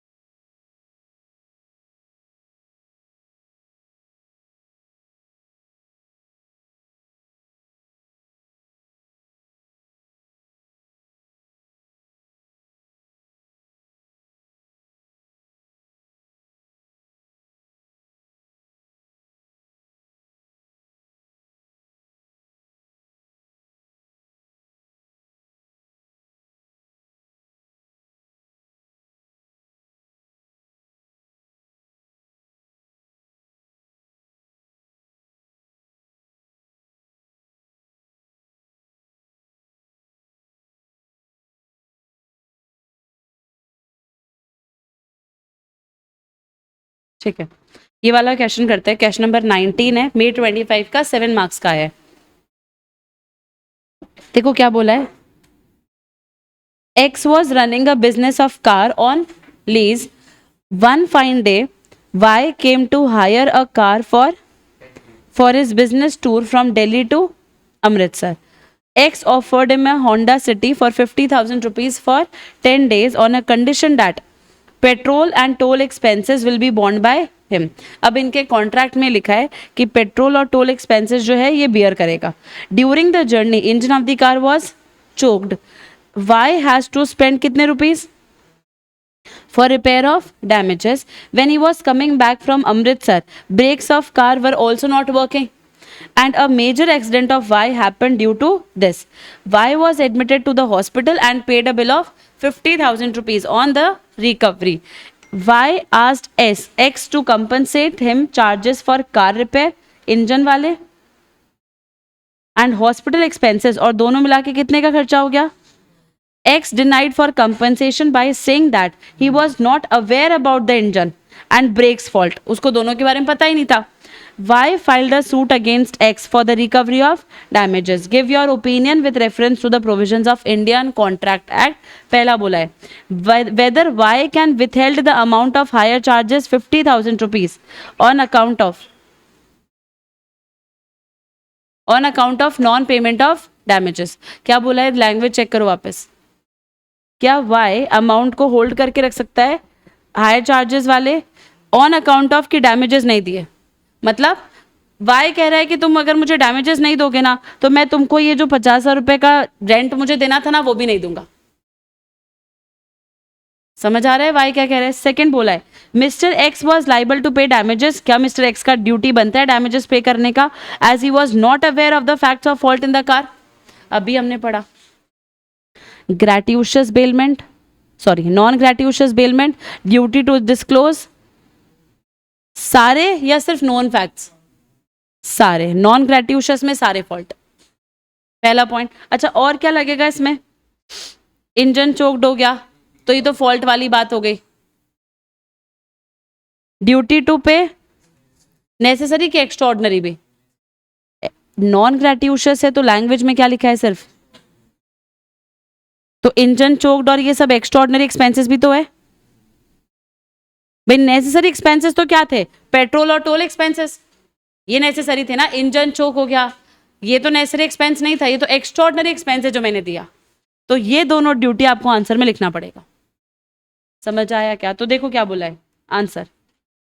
पहले तो बेलमेंट का मीनिंग बता दिया कि बेलमेंट होता क्या है, फिर लिखा है बेलर का ड्यूटी बनता है to disclose the fault in the goods bailed in case of कौन सा बेलमेंट?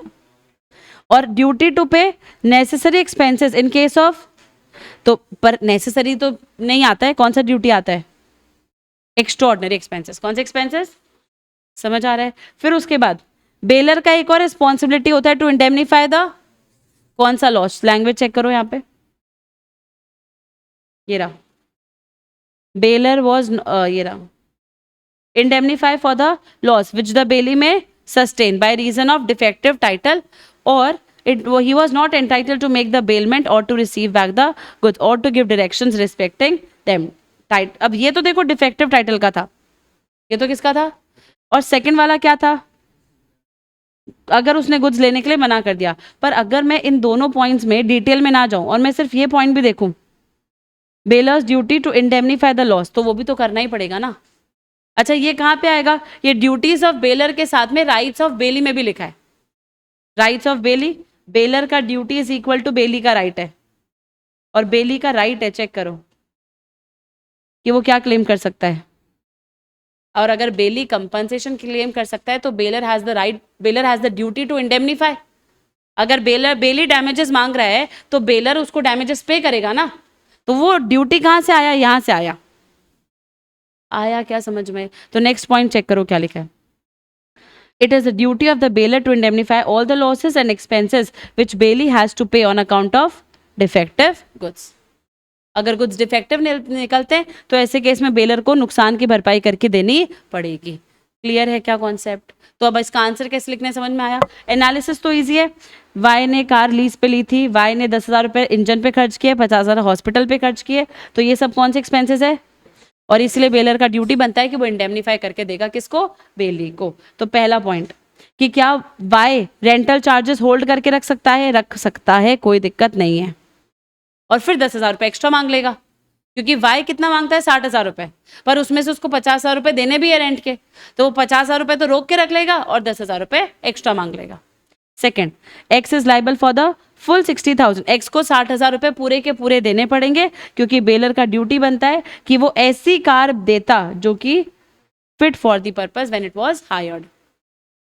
आया क्या समझ में? कोई दिक्कत है? तो एक चीज तुम नोटिस करना, जो बेलर और बेली वाले जो क्वेश्चंस होंगे ना, वो तुमको सेल ऑफ गुड्स एक्ट के सेलर और बायर जैसे लगेंगे।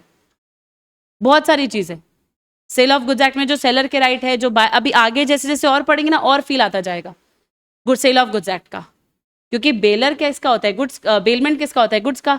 और सेल ऑफ गुड्स एक्ट भी किसका है? गुड्स का। बस बेलमेंट जो होता है उसमें पर्टिकुलर पर्पस होता है और ओनरशिप ट्रांसफर नहीं होती है। गुड्स के केस में क्या ट्रांसफर हो जाता है? ओनरशिप। बाकी ध्यान तो रखना ही पड़ेगा ना गुड्स का, वो चीज़ है। इसका आंसर लिखो, 10 मिनट है तुम्हारे पास 19 का। पहले बेलमेंट का मीनिंग लिखना, फिर दोनों सेक्शंस लिखना।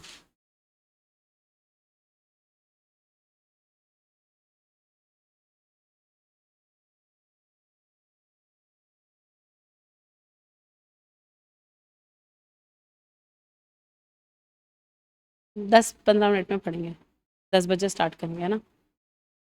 1 मिनट, चलो। हाँ हाँ, तो 10 बजे तो पढ़ेंगे।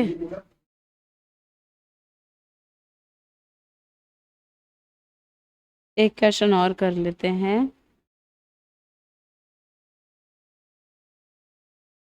ठीक है, अब इधर आ जाओ तुम। अपन ने अभी क्या पढ़ा? बेलर का, बेलर का राइट पढ़ा है कि ड्यूटी पढ़ा है?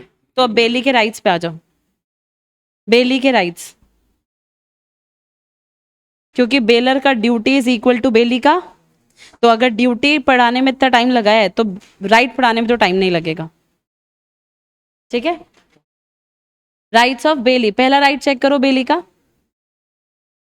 बेली का पहला राइट चेक करो क्या लिखा है? Right to deliver the to any one of the example A, B and C are the joint owners of a harvesting combine। मतलब बेसिकली एक इनके पास लैंड है, उसके ये कौन है? तीनों जॉइंट ओनर्स है।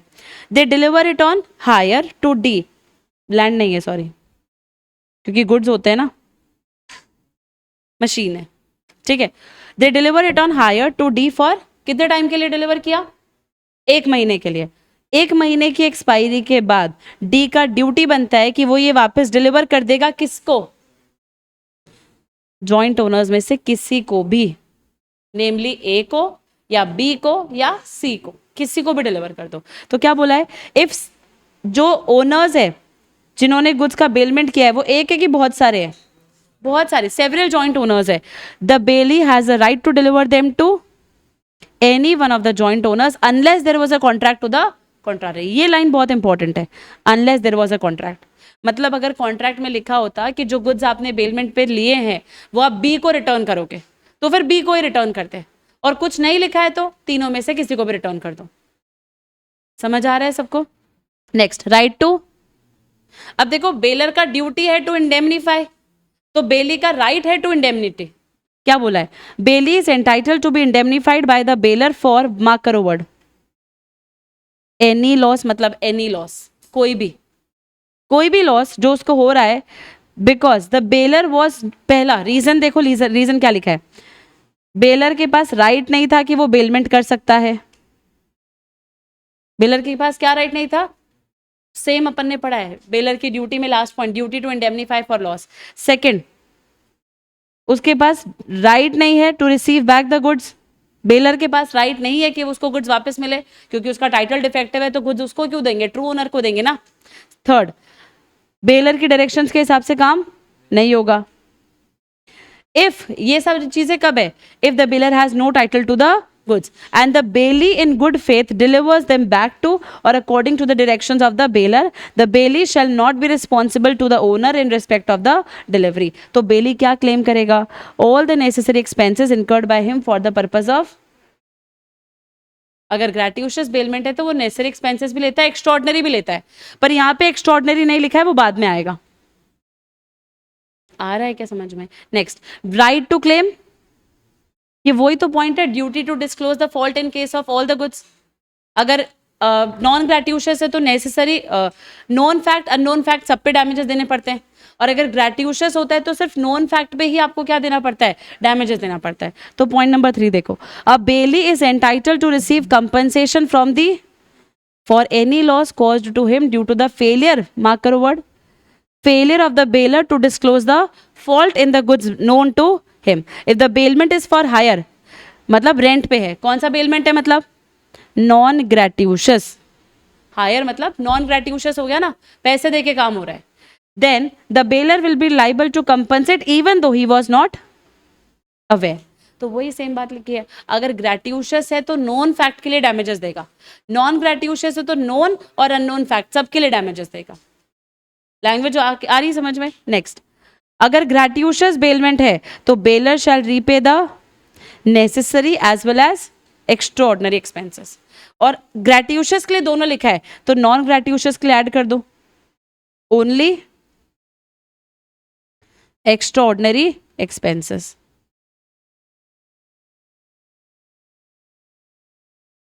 समझ आ रहा है क्या? अगर बेलर का टाइटल डिफेक्टिव लगता है तो बेली के पास एक राइट एक्स्ट्रा है, वो कोर्ट में जाके ये पता कर सकता है कि बेलर के पास एक्चुअली टाइटल गुड है या नहीं है, तो कोर्ट के पास जाके वो अप्लाई कर लेगा। If the goods bailed are claimed by the person other than the, जो सपोज मैंने अपनी स्कूटी दी थी सर्विस पे, पर वो स्कूटी मेरी नहीं थी, चोरी करके लाई थी मैं, तो इसका मतलब जो ट्रू ओनर है, अगर ट्रू ओनर बेली को आके कहता है कि भैया ये स्कूटी तो मेरी है, तो ऐसे केस में बेली कोर्ट में जाके अप्लाई कर सकता है कि ये स्कूटी बेलर की है या ट्रू ओनर की है, किसकी है ये स्कूटी।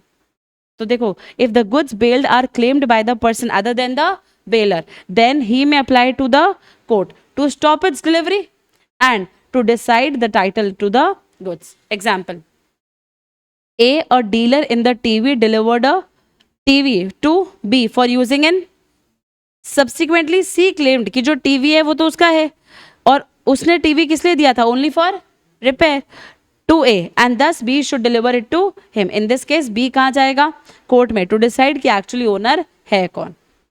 और फिर कौन सा राइट है, राइट ऑफ पर्टिकुलर लीन और राइट ऑफ जनरल लीन, जो सेक्शन 170 और सेक्शन नंबर 171 में आएगा, और वो कहाँ पे है, वो यहाँ पे डिटेल में डिस्कस हुआ है। राइट ऑफ लीन अपने आप में बहुत बड़ा राइट है, चेक करो आराम से, तुमको एक पेज दे रखा है राइट ऑफ लीन के लिए। ओके है क्या? बाकी सारे राइट्स में कोई दिक्कत नहीं, वो तो सेम कॉपी पेस्ट वाले राइट्स है जो ऊपर चल रहे थे, ये राइट अलग है लीन वाला, और लीन भी तुमको आता है ऐसा, व्हाट इज लीन? जब तक सामने वाली पार्टी पेमेंट नहीं करेगी तब तक हम उसको गुड्स भी नहीं देंगे। तो अगर बेलर ने पेमेंट नहीं किया तो बेली गुड्स भी नहीं देगा। इसको बोलते हैं राइट ऑफ लीन एक्सरसाइज करना। क्या एक्सरसाइज करना? Right of lien. तो बोले, देखो क्या बोला है, lien is the right of a person to retain the goods belonging to another until, कब तक रखेंगे हम हमारे पास गुड्स? जब तक हमें क्लेम सेटिस्फाई नहीं हो जाता, मतलब हमको पैसा नहीं मिल जाता, और some debt due to him is repaid. दो तरीके के लीन होते हैं, पहला इज और दूसरा इज। पहले पर्टिकुलर लीन के एग्जाम्पल पढ़ते हैं। ए ने क्लोथ दिया था बी को, बी कौन है? Tailor, to make into a, कि भाई इस कपड़े का क्या बनाना है? कोट बनाना है। गुड्स किसके थे? तो ए कौन हो गया, बी कौन हो गया? जब तक ए पैसा नहीं देगा तब तक वो उसको कोट भी नहीं देगा, आया ना? तो क्या बोला है, B is entitle to retain the coat until he is paid, जब तक बी के पास पैसा नहीं आ जाता। Next example, if in the boy example B takes 15 days time to make the coat, तो right of lien will be applicable after, क्योंकि 15 दिन बाद जब कोट तैयार हो जाएगा उसके बाद ही तो हम क्या करेंगे, उससे कोट मांगेंगे ना। तो राइट ऑफ लीन कब एक्सरसाइज करेगा? आफ्टर 15 days, जब गुड्स रेडी टू डिलीवर है, पर डिलीवर कर नहीं रहा है क्योंकि पैसा नहीं आया अभी तक। Okay, next, A delivers a rough diamond to B a jeweller to be cut and polished which is accordingly done, और उसने वो कर भी दिया काम जो डायमंड पे करना था। तो बी डायमंड स्टोन अपने पास ही रखेगा जब तक उसके पास पैसा, ये पर्टिकुलर लीन है। कौन सा लीन है ये? मतलब ये आपके स्पेसिफिक गुड्स पे लीन एक्सरसाइज किया है। कौन से गुड्स पे? कोट पे लीन एक्सरसाइज हुआ है, बाकी किसी पे नहीं कर रहे। डायमंड पे लीन एक्सरसाइज हुआ है, बाकी किसी पर नहीं कर रहे। What is general lean? Example देखो, ए ने 500 रुपए बोरो किए बैंक से बिना सिक्योरिटी के, तो ए ने किससे पैसा लिया?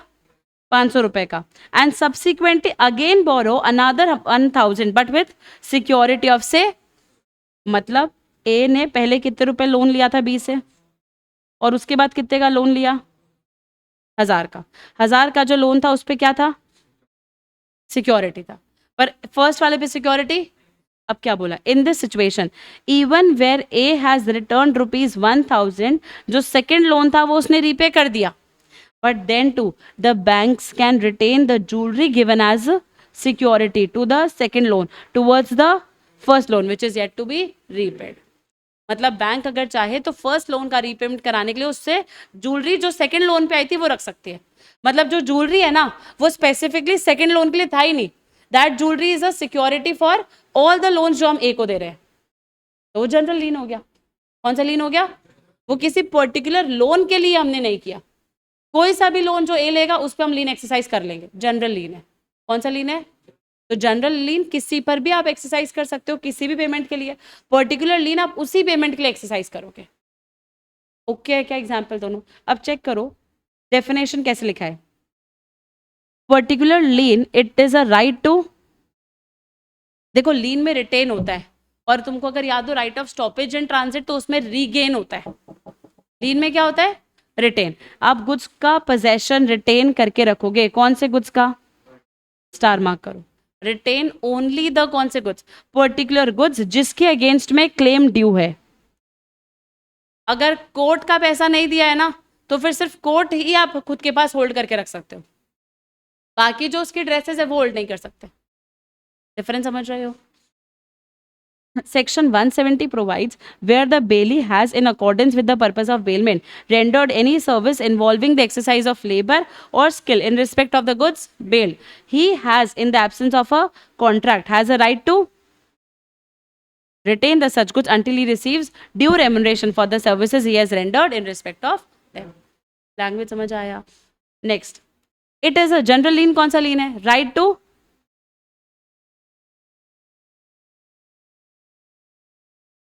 General balance in favour of certain person. किसी पर्टिकुलर पर्सन से मैं जितना भी पैसा मांग सकती हूँ ना, उस पैसे के अगेंस्ट में मैं उसके कोई से भी गुड्स को रोक के रख सकती हूँ, कोई से भी गुड्स को कोई से भी पैसे के अगेंस्ट में, उसको जनरल लीन कहते हैं। Right to retain the goods not only for the demand arising out of the goods but also for the general balance of account. Section 171 provides, star mark करना, ये राइट किस किस को मिलेगा? बैंकर। अब factors क्या होता है, 2 मिनट लगेगा समझाती हूँ। War fingers, policy brokers and attorneys of law. एक मिनट, कौन आया है ग्रुप में? चल, तो ये किस किस को एप्लीकेबल होता है? Bankers, factors, wharfingers, policy brokers and attorneys of law. पहले फैक्टर समझा देती हूँ। फैक्टर्स मतलब बेसिकली होता है फैक्टरिंग, इसको हम क्या बोलते हैं? और ये एक है ना फाइनेंस टर्म है फैक्टरिंग। फैक्टरिंग का मतलब क्या होता है? जैसे हम लोग कितनी बार जब गुड्स सेल करते हैं तो हम सामने वाले को क्या देते हैं? 90 डेज का पीरियड दे देते हैं कि तुम 90 दिन बाद पेमेंट कर देना। अब सपोज करो जो बड़ी बड़ी कंपनीज है ना, वो क्या करती है, अगर इतने सारे डेटर्स को 90-90 दिन का पेमेंट देगी कि 90 दिन बाद पे कर देना, 90 दिन बाद पे कर देना, तो ऐसे केस में बड़ी कंपनीज के पास पैसा आएगा ही नहीं। हर पैसा 90 डेज बाद, कोई पैसा 180 डेज बाद, कोई पैसा 60 डेज बाद आ रहा है, तो कंपनी के पास लिक्विडिटी नहीं रहेगा। तो कुछ कंपनीज है ना, क्या करती है, वो ये कहती है कि सपोज अगर मैं ए से 1 करोड़ रुपए मांगती हूँ, बी से 3 करोड़ रुपए मांगती हूँ और सी से 5 करोड़ रुपए मांगती हूँ, और पेमेंट किसी से 90 डेज में आना है, किसी से 180 डेज में आना है, किसी से 60 डेज में आना है, तो मैं इतना वेट नहीं कर सकती इनका पेमेंट आएगा जब तक। तो मैंने क्या किया, मेरी कंपनी में जो ये डेटर्स दिख रहे थे ना, ये डेटर्स है मेरी कंपनी के, मैं इन डेटर्स को बेच रही हूँ। अब तुमको लगेगा कि ऐसा भी होता है, रियलिटी में होता है। कुछ कंपनीज का काम ही यही है कि वो डेटर्स खरीदती है। कंपनी डेटर्स खरीद रही है, और जो कंपनी डेटर्स खरीदती है ना, उसको हम बोलते हैं फैक्टरिंग कंपनी। क्या बोलते हैं इनको हम? सिंपल बोलूं, इनका काम होता है वसूली करने का। इनका काम क्या है कि अगर कंपनी को इन तीनों से पैसा लेना है, तो कंपनी बोल रही है हमारे पास इतनी हेडेक हमको नहीं चाहिए कि हम किसी से 30 दिन बाद पैसा मांगने जाए, किसी से 90 दिन बाद पैसा मांगे, हमको इतना हेडेक चाहिए ही नहीं। तो हम क्या करते हैं, हमारे डेटर्स को बेच देते हैं फैक्टरिंग कंपनी को। किसको बेच देते हैं? अब कंपनी ने अपने डेटर्स फैक्टरिंग कंपनी को बेच दिए, तो मुझे बताओ, अगर कंपनी डेटर्स बेच रही है तो कंपनी को तो पैसा मिलेगा ना। कितना पैसा, कितने डेटर्स बेचे? 5, 3, 8 और 1, 9, तो पूरे 9 करोड़ तो नहीं मिलेंगे। सपोज 9 करोड़ के बदले में कंपनी को 8.5 करोड़ मिल रहे हैं, पर आज के आज मिल रहे हैं, ये भी तो देखो। अगर कंपनी डेटर्स नहीं बेचती तो 90 डेज बाद पेमेंट आता, 180 डेज बाद पेमेंट आता, 60 डेज बाद पेमेंट आता। यहाँ पे पेमेंट कंपनी को इमीडिएटली मिल रहा है 8.5 करोड़ रुपए का। मैम 8.5 ही क्यों मिले? 50 लाख किसके लेस कर दिए? फैक्टरिंग कंपनी अपने सर्विस का जो चार्जेस लेगी वो तो लेगी ना, जो एक्स्ट्रा कॉस्ट आएगी वो पैसा तो रिकवर करेगी ना। तो कमीशन ले रही है बेसिकली फैक्टरिंग कंपनी। क्या ले रही है? कमीशन। और फिर फैक्टरिंग कंपनी इन डेटर्स से पैसा रिकवर करने चल जाते हैं। इनसे पैसा रिकवर कौन करेगा? Factoring company. और इनसे जो भी पैसा आएगा वो फैक्टरिंग कंपनी को मिलेगा। हमें क्या मिलेगा? हमें इमीडिएटली 8.5 करोड़ मिल जाएंगे। समझ आ रहा है? इसको बोलते हैं फैक्टर्स। क्या बोलते हैं इसको? समझ आया? अब इसमें भी दो तरीके के होते हैं, एक फैक्टरिंग होता है, एक नॉन फैक्टरिंग होता है। बहुत सारी कैलकुलेशंस होती है, पर अभी मैं वो डिस्कस नहीं कर रही हूँ। वो इंटर में आएगा तुम्हारे फाइनेंशियल मैनेजमेंट सब्जेक्ट में, उसमें ये सारी टर्म्स आएगी, factoring, war fingers, attorneys of law, वो वहाँ डिस्कस होगा। मैंने एक एग्जाम्पल दे दिया फैक्टर्स का। क्लियर? कोई डाउट यहाँ तक किसी को? बोलो। क्या?